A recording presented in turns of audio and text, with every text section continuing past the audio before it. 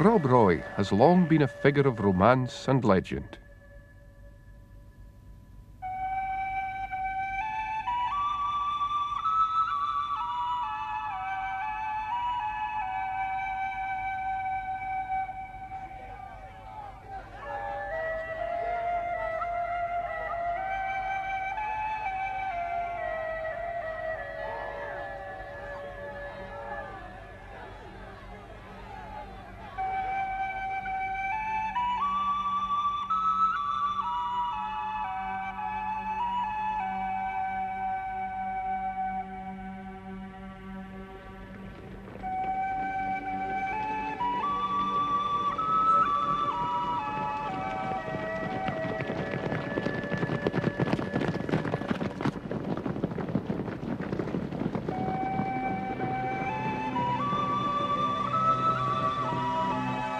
To some, he has even become a figure of fun.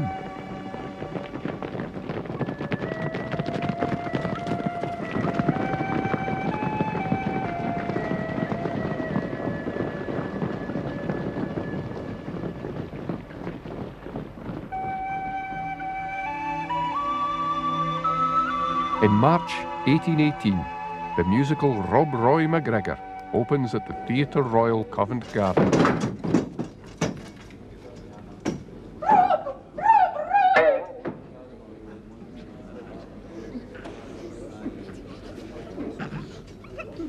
MacGregor! Husband! Life! How did you escape their clutches, Rob? Passing through the ford of Evendow, Ewan of Brigland cut the belt that bound us, and I ducked and I dived into the river, where not one trooper in 1,000 would have dared follow me. But how came you within their grasp, Rob? By him who has placed a brand where an olive branch should be, Rashleigh Baldistone. Rashleigh Rashleigh Baldistone.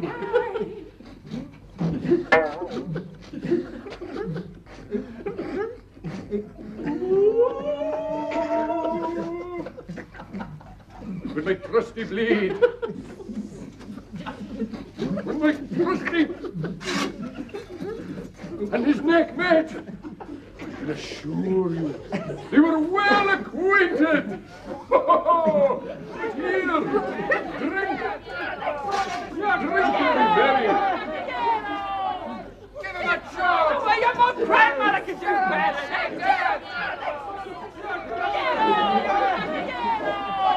What's she will have my Get shut up, you! That's them! We can't even for these constant interruptions! Aye!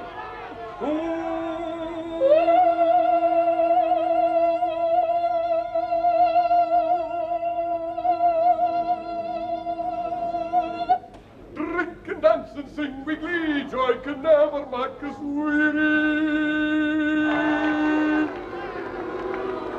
For Rob Roy is my soldier free, and Rob Roy has his dearie. Oh, you're some man, Rob Roy! So are you!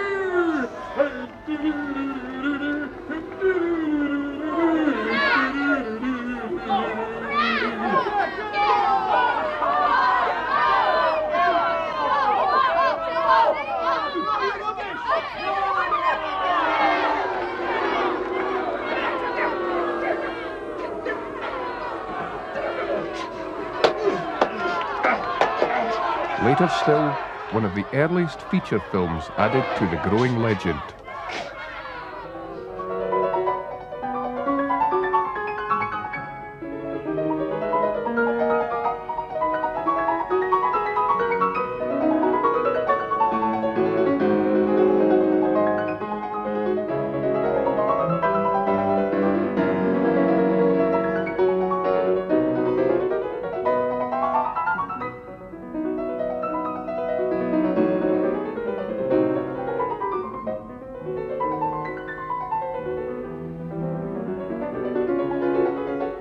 But beneath all of the tartan and heather imagery, there lived a real man. This is his story.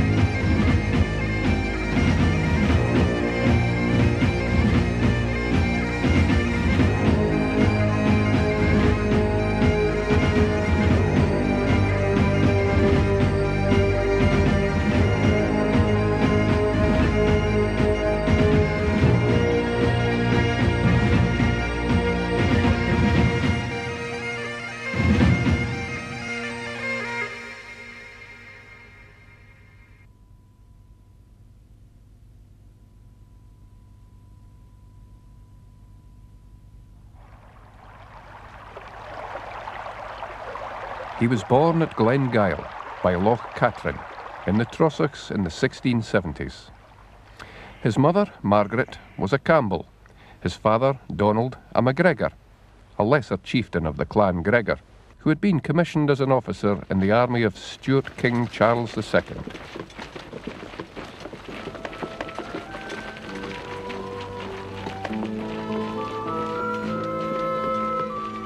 Margaret called her son Rab Rua, which found its way into English as Rob Roy. His education was the traditional one of a Scottish child at a school provided by the parish.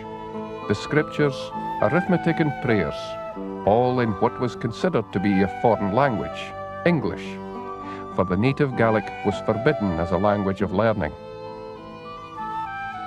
His informal education came from his clan elders. Politics, the high affairs of state, filtered through the prism of the MacGregors' history, their friends, their foes, whose acts of treachery became acts of parliament, intended to wipe out the MacGregors.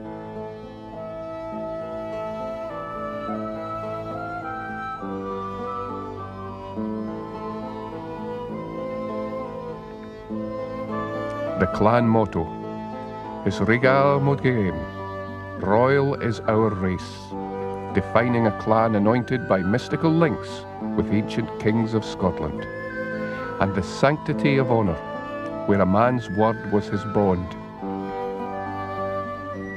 where there was no place for the dissembling or the evasive, where a man lived and worked among his people, shunning the false god of financial ambition.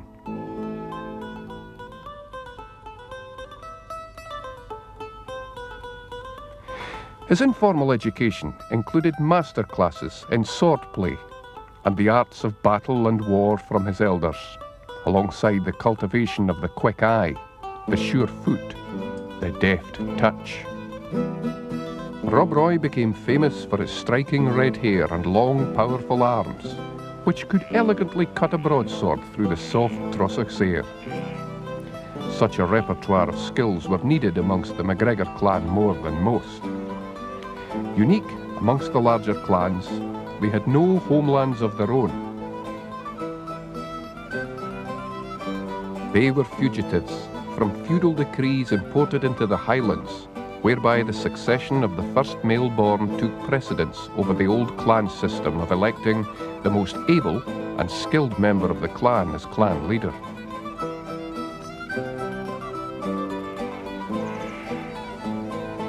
This stand on their principles enabled their enemies to use the decrees of lowland laws to betray, prescribe, attack and dispossess them.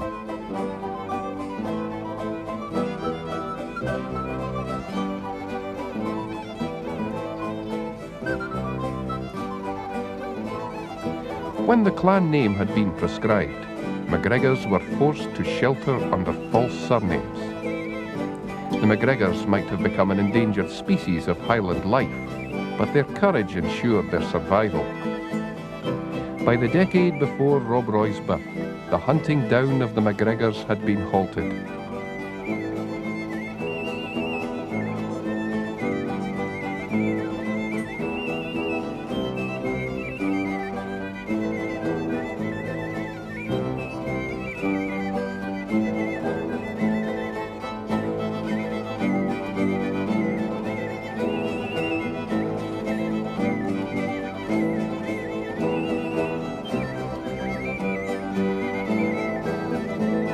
The year was 1689. The MacGregors already knew that their Stuart king, James, was no longer King of England. They had learned that in London, the throne had been offered to the Dutchman William of Orange. Deposed by the sharp elbow of political intrigue, James fled to hospitable France. But even more disquieting news now reached the MacGregors. With the English throne now assured, William had secured the crown of Scotland by a narrow vote in the Scottish Parliament. James' reign in Scotland too was now ended. Swiftly, the charismatic James Graham, Viscount Dundee, had raised the flag of restoration for James and the Stuarts on Dundee law. The reluctance of the Protestant Lowland Scots to recruit for the Catholic King James led Dundee to place his faith in the Highland clans, many of whom still clung to the older Catholic faith. Many of them, including the MacGregors, rose for the cause of James, the Jacobite cause. Major General Mackay was sent north with a force of both Scots and English troops to put down Dundee's rebellion. The opposing forces of Dundee and Mackay locked horns by the Tay at Killiecrankie. Dundee's Highlanders, with their terrifying charge, slaughtered some 2,000 of Mackay's men. But with one shot, Mackay snatched political victory for William from the jaws of military defeat. Dundee was downed by a musket ball. He died from a mortal wound. Leaderless, the rebellion froze. From Killiecrankie flowed two effects. The Jacobite cause went underground, and the forces were set in motion for the ultimate destruction and reconstruction of the Highland way of life. In 1693, Rob Roy married Mary of Cromer, Helen Mary MacGregor, from a farm close to Loch Lomond. It was a day of joy and happiness, like all Highland weddings. A day for the exchange of loyalties between bride and groom.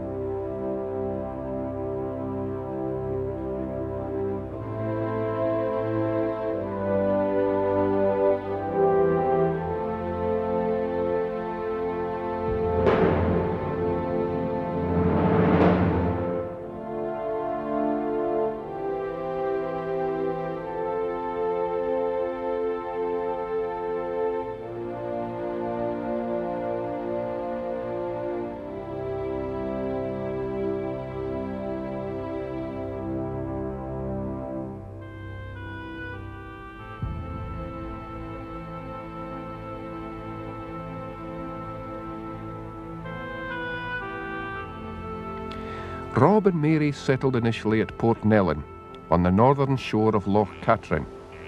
But as his star quickly rose within the clan chief, his cousin Archibald, soon provided him with a land and a house by Loch Lomond, called Craig Roston. Few Lowland Scots had visited Loch Lomond, fewer had heard of it, and even fewer still had a kind word to say about the Highlanders, their family traditions and their homes.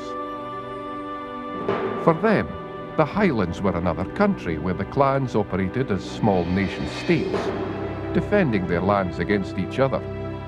Lawless people living in bad lands of brigands, bypassed by progress and civilization, held back by an archaic worship of the past, living in turf-roofed houses that were filled with large families, peat smoke and animals, whilst they, the lowlanders, were people of quality enjoying the good life that improving trade and commerce harvested. They preferred badinage to barbarism, the coffee house to the croft, the high street to the Highlands. Rob Roy, the MacGregors, and other clans saw things quite differently. Reverence for the family name, the interdependence of the community, honour, courage, valour, and the provision of a fledgling welfare state for clan members in return for rent paid in the Highland currency, cattle.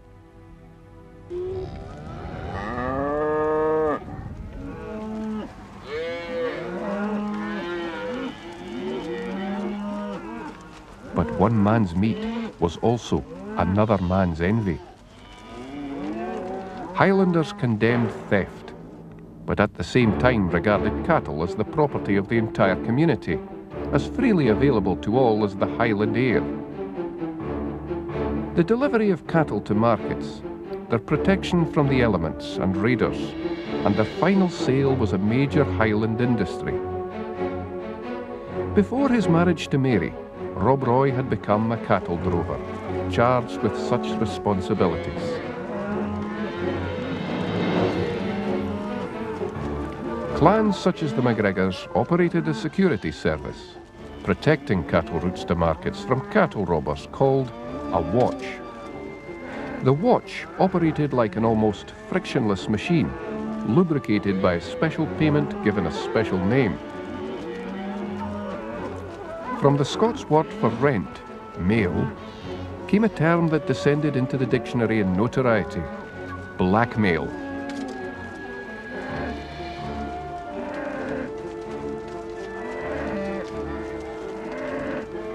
Rob Roy earned a formidable reputation as a cattle drover. 2 incidents served at his induction into fable and fame. A party of McRae's had trespassed onto Campbell lands by the west of Loch Tay, taking some cattle. Engaged to recover the stolen stock, Rob Roy and his men tracked them across the wastelands of Rannoch Moor and onto the travelling routes of Badenoch, McPherson territory. Rob Roy located the McRae's and the cattle, striking at night, recovered and returned the cattle.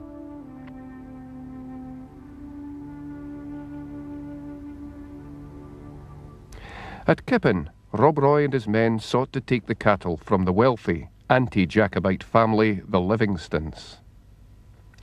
MacGregors were strung out around the village to await the cattle, but this served to raise the resentment of the villagers. When the cattle appeared, the villagers attempted to block the MacGregors' path to them. A light skirmish ensued, after which the villagers were repelled. The drover was slain, and the cattle taken. Rob Roy returned to Kippen to try to reason with its residents. They were not the object of the MacGregors' attack. But when he arrived, there were none to be seen. They had fled, leaving behind a ghost village and their castle. Rob Roy helped himself to such largesse. He was regarded through the Highlands as a man of unflagging energy, with a cold-blooded relentlessness which allowed him to pursue greedy predators, whilst seizing the opportunist moment to show an anti-Jacobite government the vacuum of legitimacy of their laws in his land. His business prospered, taking on more men, safeguarding more important cattle routes to market, droving and retrieving cattle for gentry and landowners. But in 1712 disaster struck. Rob Roy had borrowed £1,000 from James Graham, the Duke of Montrose, to purchase cattle for fattening in the lowlands. He entrusted his experienced drover, MacDonald, with buying the cattle. Sadly, MacDonald did not live up to Rob Roy's trust. He bought the cattle, resold them, then vanished beyond justice.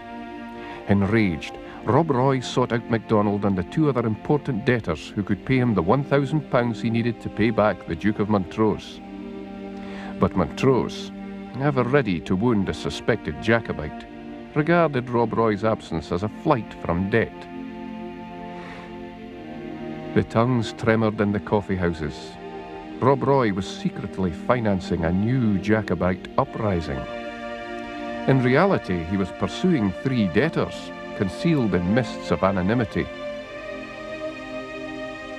Montrose contacted Rob Roy via his factor, Graham of Killern, offering to forego the £1,000 if Rob Roy would implicate one of Montrose's long-despised political rivals, the Duke of Argyll, as a Jacobite.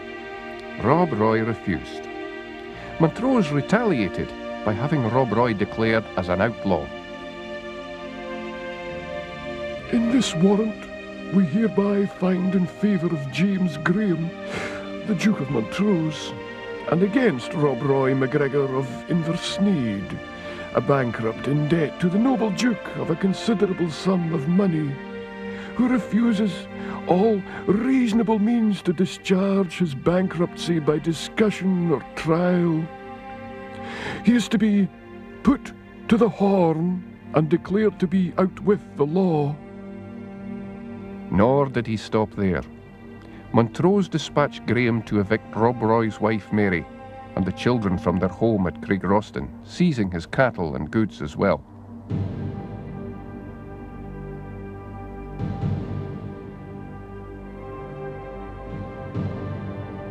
Despite the harshness of the penalty, Rob Roy and his family were soon reunited at the home of a kinsman. They were to be settled in a safe haven in Campbell country, for Rob's mother was a Campbell, and the Campbells felt honoured by his refusal to accuse them of being Jacobites. The clash with Montrose proved a turning point for Rob Roy. He had seen his people suffer at the hands of great families whose jealousies had been forged into hatred. He had seen himself demonised as an outlaw and debtor. He had seen lowland duplicity scoff at Highland diplomacy. He swore revenge on Montrose and the Graham family. Their lands would be raided, their cattle reaved, their grain taken. The fruits of wealth of Montrose would become the grapes of wrath of Rob Roy.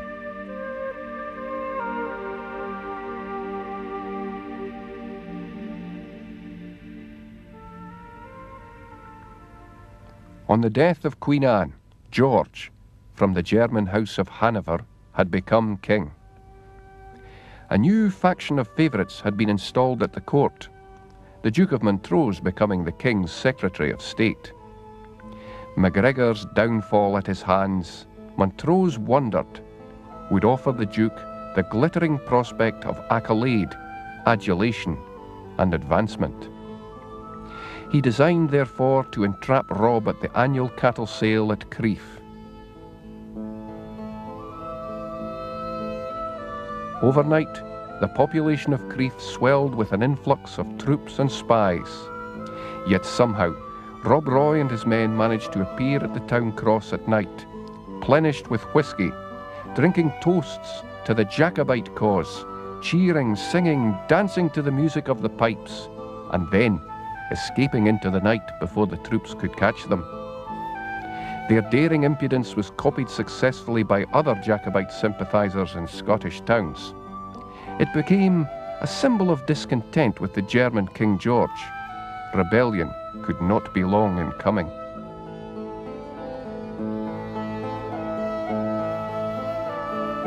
(1715). After 25 years of hibernation, the Jacobite rebellion rose up again. The son of the deposed King James, now dead, also called James, sought his father's throne. Scotland and England had changed since the days of Killiecrankie, two countries but now with one parliament. In 1707, the Scots Parliament in Edinburgh had already voted itself out of existence and merged with the English Parliament in London, amidst accusations that the Scots MPs were the best MPs that money could buy. The Earl of Mar raised the Jacobite standard at Braemar.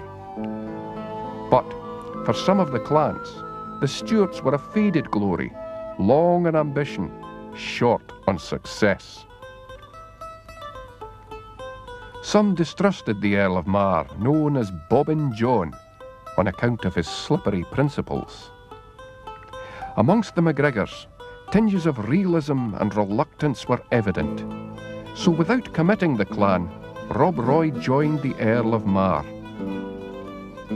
The rebellion's one major engagement took place at Sheriff Muir, where Mar's forces faced government troops under the Duke of Argyll.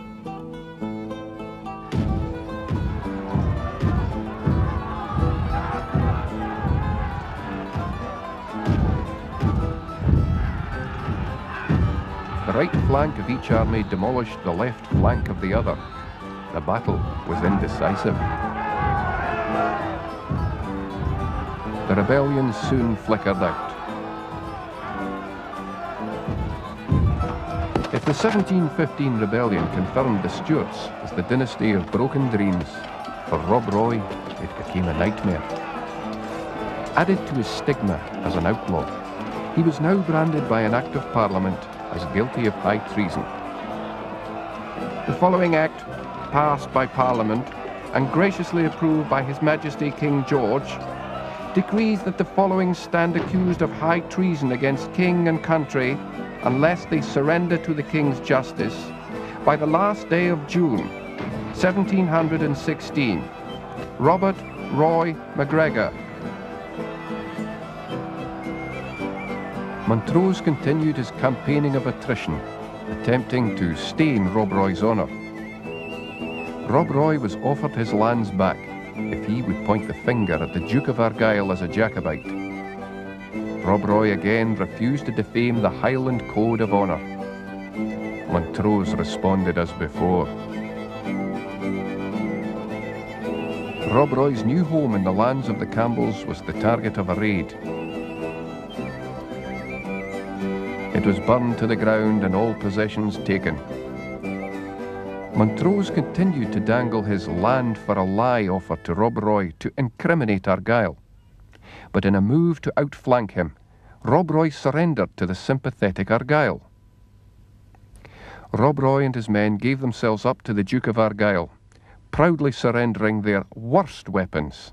Their best weapons they kept for the raid on Montrose's lands.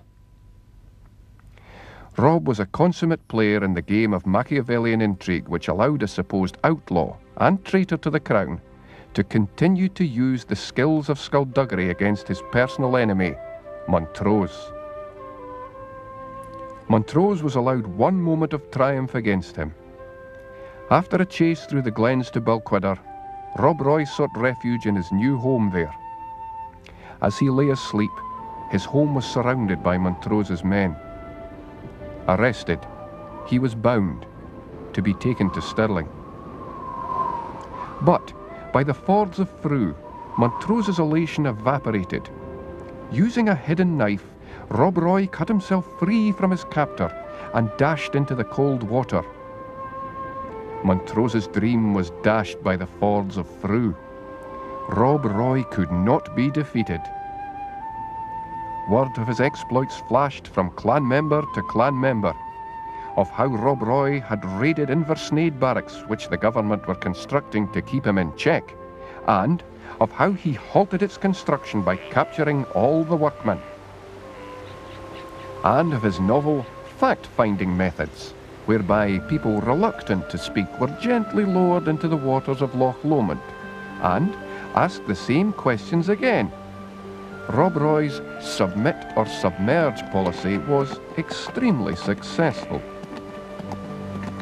Of evicting 2 soldiers from his very own cave, where they were sheltering whilst on a foray to capture him. Of how he would secure rent from Montrose's tenants, and then provide them with a receipt saying that they had in fact paid the rent due to Montrose.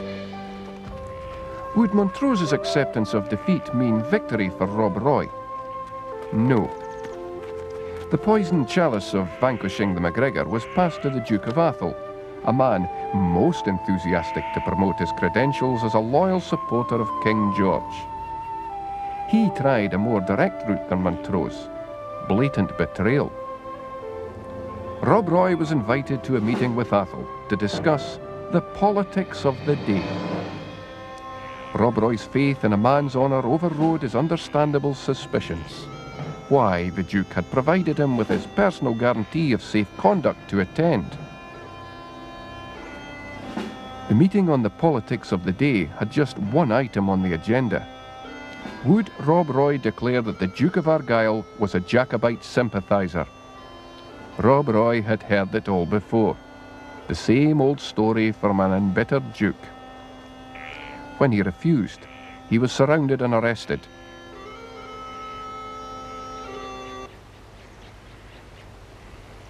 He was imprisoned near Dunkeld, but Atholl was denied his treacherous triumph. Security at the prison was not all that good. Rob managed to enrapture his captors with a portion of Highland charm and celebrity, enlivened by more than a dash of whisky, a present from visitors anxious as to his welfare. A duped head jailer allowed Rob to write a note to his wife to be presented to her by a servant who appeared outside the jail with a horse. Quick as a flash, he was off.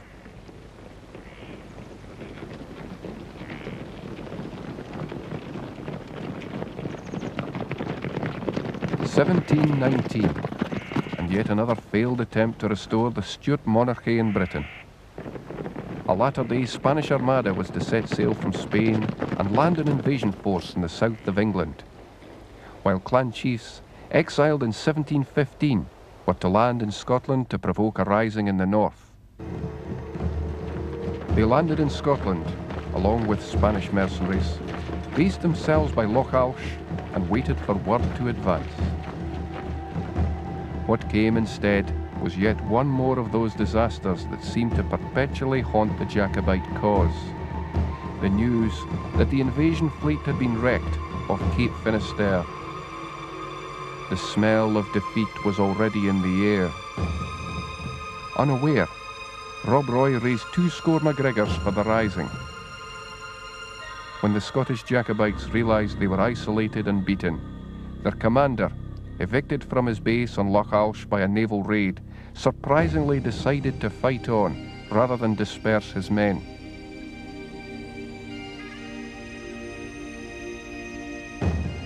At Glen Shiel, clans loyal to King George faced clans loyal to the Jacobites, including Rob Roy. Clan clashed with clan as the King's men pummeled the Jacobites. Forced to retreat, Rob Roy and the Jacobites knew that they were beaten. The dream had vanished to await a new generation. Rob Roy vanished too, into the shelter of Glen Shira. It was to be his last call to arms for a Jacobite insurgency.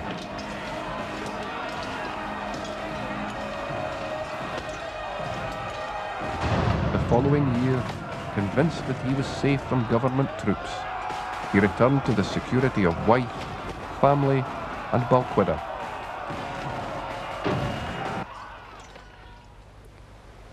For the rest of his life, Rob Roy lived at Balquhidder in relative peacefulness, secure in his reputation as the best drover in the land.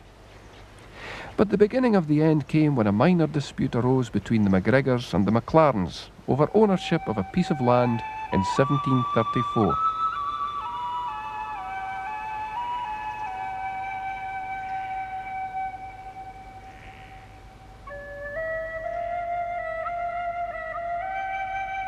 To settle the dispute, a duel took place between Rob Roy and the young champion of the MacLarens. They fought with broadsword.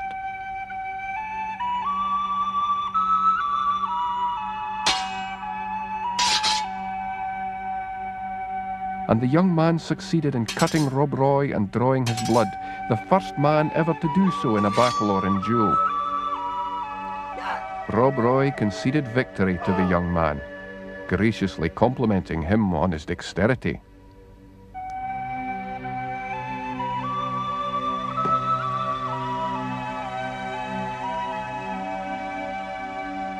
It was the young displacing the old, the admission that, at last, 40 years of rebellion had worn out the hand and the eye of the swordsmith.